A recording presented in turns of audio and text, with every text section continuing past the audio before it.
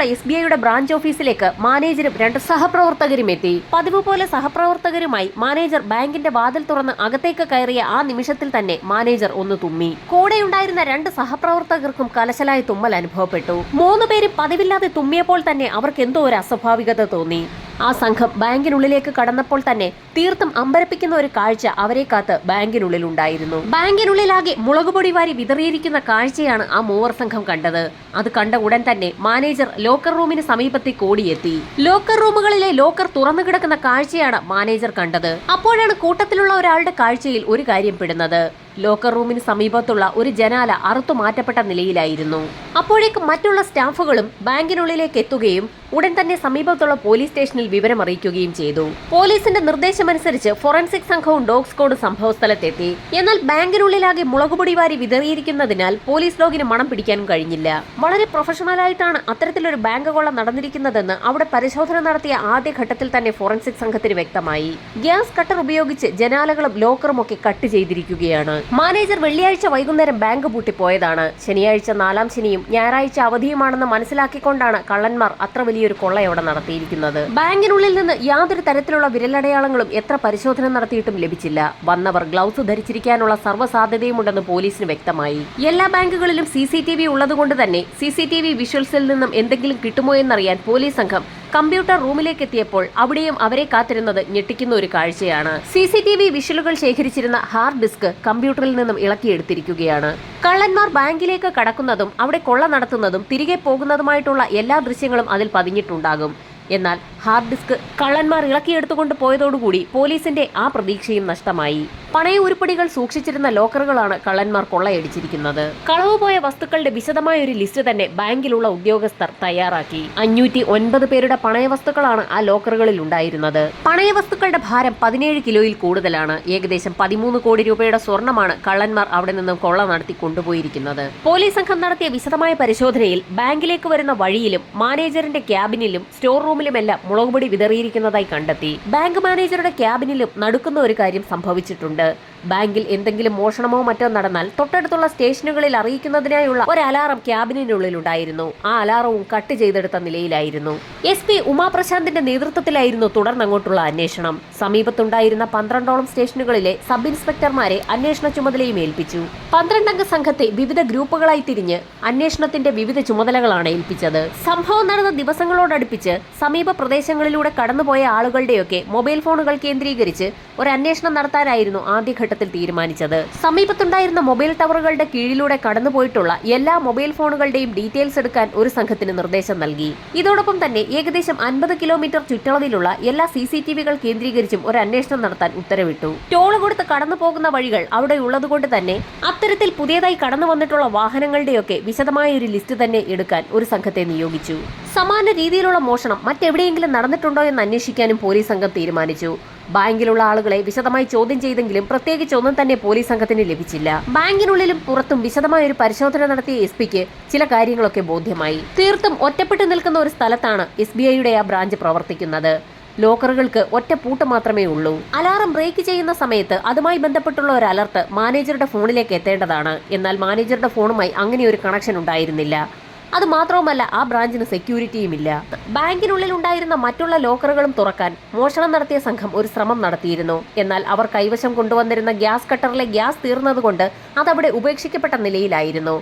Gas cutter വിശദമായ ഒരു പരിശോധന നടത്തിയെങ്കിലും അതിലുണ്ടായിരുന്ന സീരിയൽ നമ്പറുകൾ ഉൾപ്പെടെ മായ്ച്ചു കളഞ്ഞ നിലയിലായിരുന്നു. പോലീസിന്റെ അന്വേഷണം ഊർജിതമാക്കുന്നതിനിടയിലായിരുന്നു ഏതാനും നാളുകൾക്ക് മുൻപ് സമീപത്ത് തന്നെ ഉണ്ടായിരുന്ന SBIയുടെ മറ്റൊരു ബ്രാഞ്ചിൽ സമാന രീതിയിലുള്ള ഒരു മോഷണം നടന്നതായി ശ്രദ്ധയിൽപ്പെടുന്നത്. അന്ന് മോഷണം നടത്തിയ സംഘത്തെക്കുറിച്ചും പോലീസ് സംഘത്തിന് വിശദമായ ചില വിവരങ്ങൾ ലഭിച്ചു. അന്നത്തെ മോഷണം നടത്തിയിരിക്കുന്നത് ഉത്തർപ്രദേശിലെ തിരുട്ട് ഗ്രാമത്തിൽ നിന്നുള്ള ചില കള്ളന്മാരായിരുന്നു. നെഹ്റു റോഡിൽ നടന്നിരിക്കുന്ന മോഷണവുമായി ചെറിയ സാമ്യം അതിനുമുണ്ടായിരുന്നു. ഗ്യാസ് കട്ടർ ഉപയോഗിച്ച് തന്നെയാണ് എല്ലാ കാര്യങ്ങളും അവിടെയും കട്ട് ചെയ്തിരിക്കുന്നത്.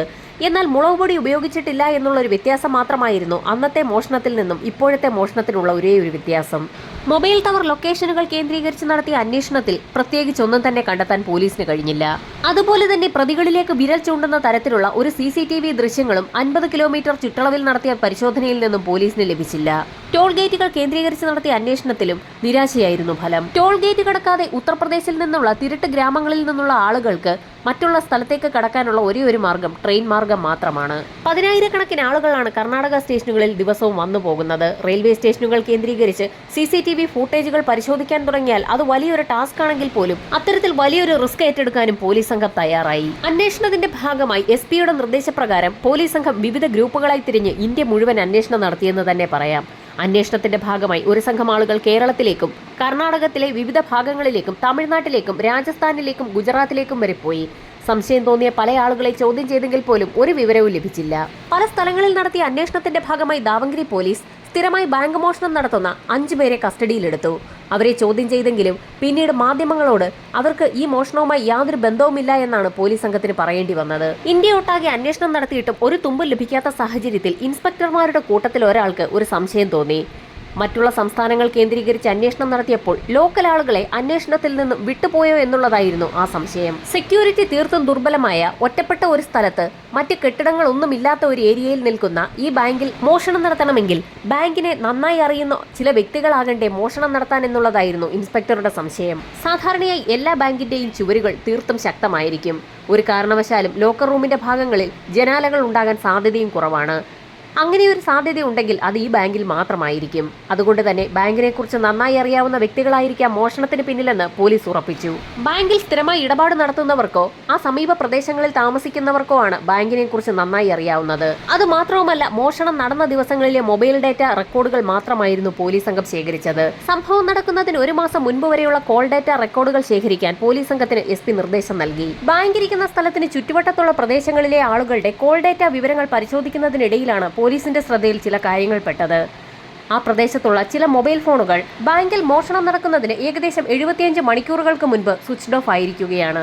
1-2 മൊബൈൽ ഫോണാണ് സ്വിച്ച്ഡ് ഓഫ് ആയിരിക്കുന്നതെങ്കിൽ പോലീസ് അതത്ര കാര്യമാക്കുകയില്ലായിരുന്നു. ഇവിടെ 6-7 മൊബൈൽ ഫോണുകൾ ഒരേ സമയം സ്വിച്ച്ഡ് ഓഫ് ആയിരിക്കുകയാണ്.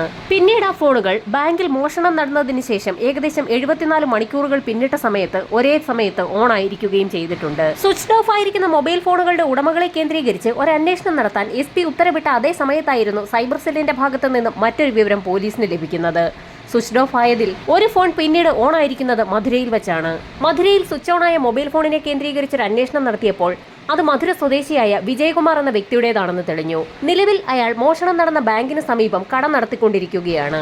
ബാങ്ക് മോഷണത്തിന് മുൻപും അതിനുശേഷവുമുള്ള വിജയകുമാറിന്റെ നാമതിയിലെ ജീവിതത്തെക്കുറിച്ച് പോലീസ് സംഘം അന്വേഷണം നടത്തിയെങ്കിലും സംശയിക്കത്തക്കതായി ഒന്നും തന്നെ കണ്ടെത്താൻ കഴിഞ്ഞില്ല. എന്നാൽ മധുരയിൽ ആ ഫോൺ സ്വിച്ച്ഡ് ഓഫ് ആയതിൽ പോലീസിന് ഏറെ കൗതുകമുണ്ടായിരുന്നു. അതുകൊണ്ട് തന്നെ അയാളുടെ സ്വദേശമായ മധുരയിലെ പോലീസ് സ്റ്റേഷൻ കേന്ദ്രീകരിച്ച് വിജയകുമാറിനെ കുറിച്ച് പോലീസ് സംഘം ഒരു അന്വേഷണം നടത്തി. വിജയകുമാറിന്റെ കഴിഞ്ഞ ഏതാനും ദിവസങ്ങളിലെ ചില പ്രവൃത്തികളൊക്കെ അങ്ങനെയാണ് മധുര പോലീസ് ദാവങ്കര പോലീസിന് റിപ്പോർട്ട് ചെയ്യുന്നത്. റിപ്പോർട്ട് കിട്ടിയ ഉടൻ തന്നെ ദാവങ്കര SP വിജയകുമാറിനെ സ്റ്റേഷനിലേക്ക് വിളിച്ചു വരുത്തി ചോദ്യം ചെയ്തു. ബാങ്ക് മോഷണം നടന്ന ദിവസം എന്തുകൊണ്ടാണ് വിജയകുമാറിന്റെ ഫോൺ 72 മണിക്കൂറോളം സ്വിച്ച്ഡ് ഓഫ് ആയി ഇരുന്നതെന്നായിരുന്നു പോലീസിന്റെ ചോദ്യം. എന്നാൽ തന്റെ ഫോണിന് ചില കംപ്ലൈന്റ് ഉണ്ടായിരുന്നെന്നും അത് നന്നാക്കാൻ കൊടുത്തിരിക്കുകയായിരുന്നു എന്നും വിജയകുമാർ മറുപടിയും പറഞ്ഞു.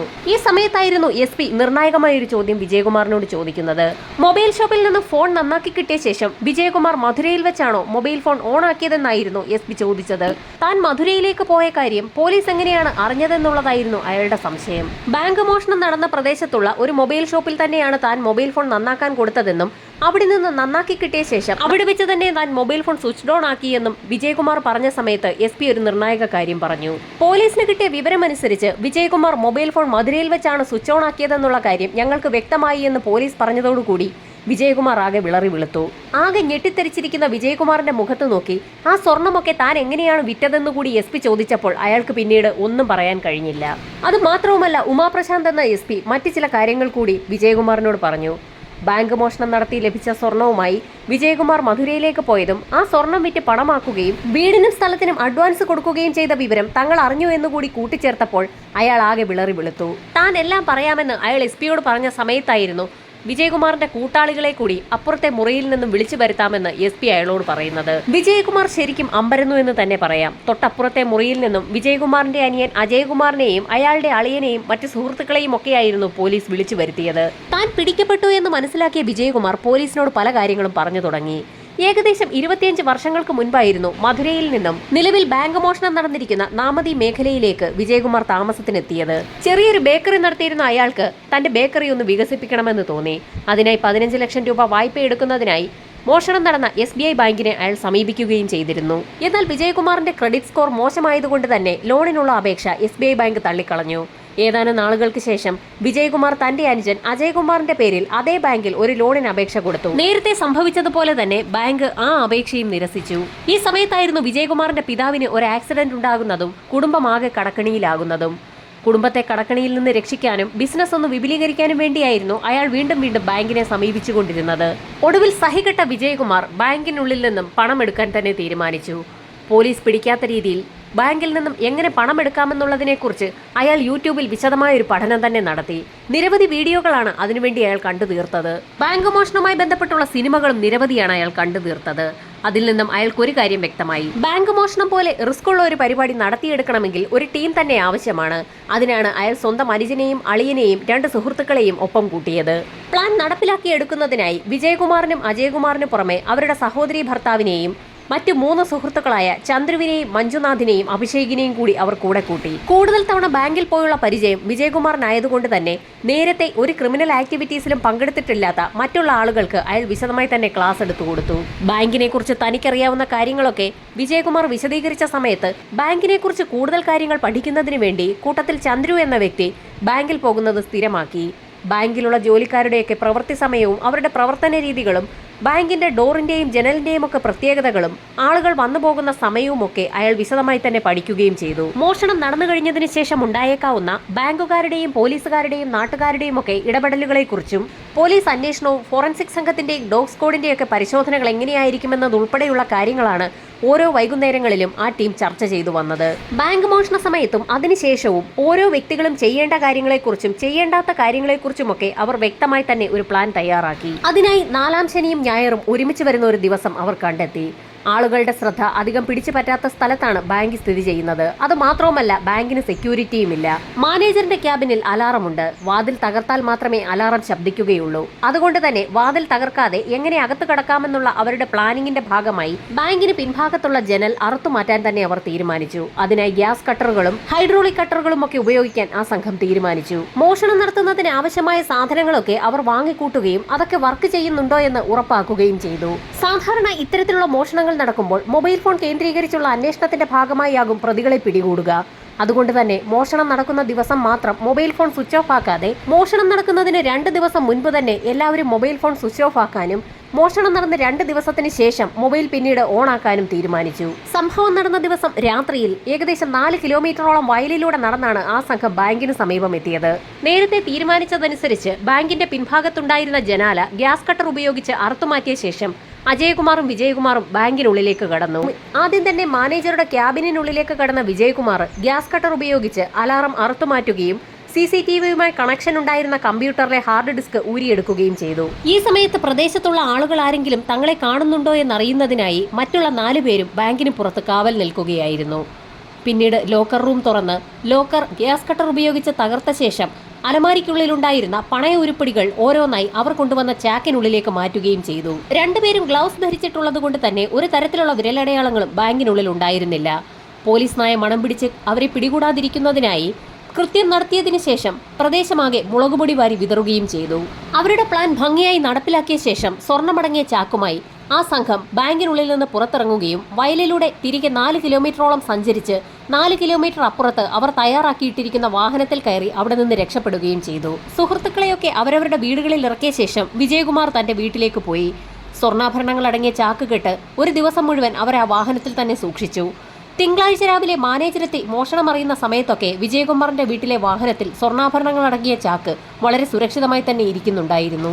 തൊട്ടടുത്ത ദിവസം തന്നെ മറ്റാർക്കും സംശയം തോന്നാത്ത രീതിയിൽ ഒരു സാധാരണ സഞ്ചിയിലേക്ക് ആ സ്വർണ്ണാഭരണങ്ങൾ മാറ്റുകയും ബസ്സിൽ കയറി തന്റെ നാടായ മധുരയിലേക്ക് പോവുകയും ചെയ്തു.